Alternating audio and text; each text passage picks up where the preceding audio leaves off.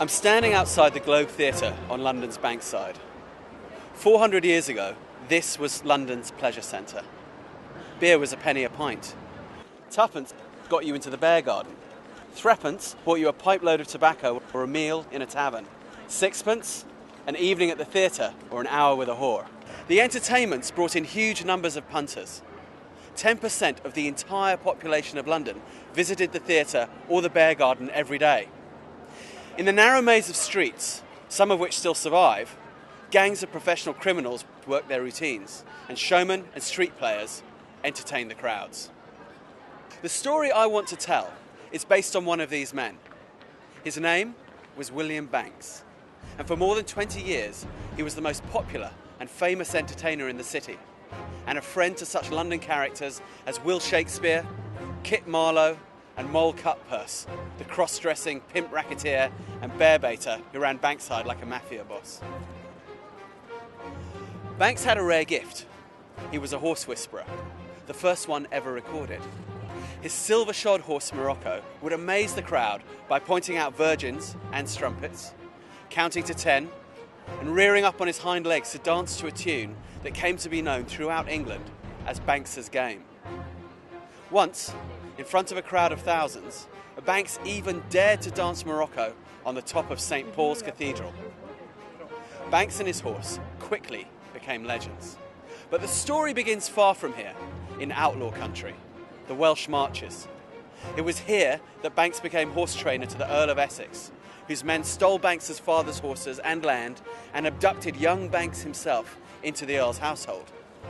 Banks grew up fast, honing his skills to the point that they brought him accusations of witchcraft.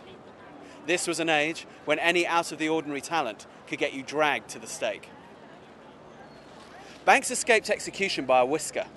The self-styled Hammer of the Witches, himself, King James I, had Banks chased out of England. In exile, he found himself imprisoned by the Inquisition in Spain and ferried across the sea to the new colony of Virginia, where he encountered Pocahontas, John Smith, and the Powhatan chiefs. When he finally risked to return to London, Banks went incognito, opening a tavern on Ludgate Hill. But the old gifts hadn't left him.